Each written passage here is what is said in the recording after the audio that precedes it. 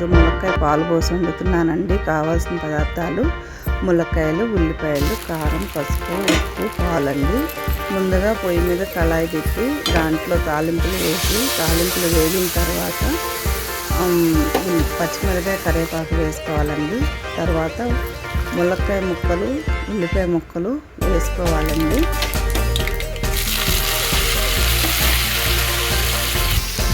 వేసుకున్న తర్వాత వాటిని కలుపుకోవాలండి. తర్వాత దాంట్లో కొంచెం పసుపు, కొంచెం ఉప్పు వేసుకోవాలండి. చాలకపోతే లాస్ట్ అయినా ఉప్పు వేసుకోవచ్చండి. ఇప్పుడు మాత్రం ముందుగా కొంచెం ఉప్పు వేసుకోవాలండి. వేసుకున్న తర్వాత వీటిని కలుపుకోవాలండి. బాగా అటు ఇటు పసుపు, ఉప్పు కలిసేలాగా కలుపుకోవాలండి. కలుపుకున్న తర్వాత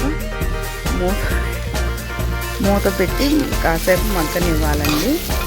బాగా మగ్గాలండి. ఉల్లిపాయ, ములక్కాయ బాగా నూనెలో మగ్గితేనే బాగా టేస్ట్ వస్తుంది.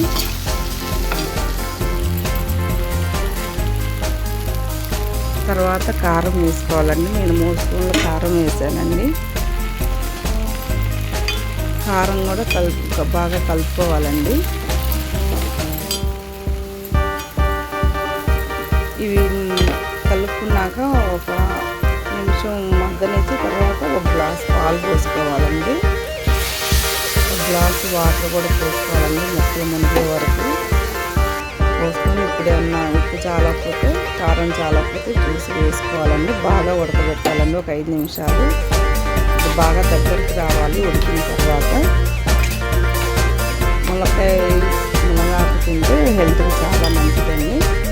ఇలా దగ్గరకు వచ్చేలాగా ఉడికించుకొని పొయ్యి కట్టేసుకోవాలండి. ఇలా బౌల్లోకి సర్వ్ చేసుకోవాలి. నచ్చితే లైక్ చేయండి, షేర్ చేయండి, కామెంట్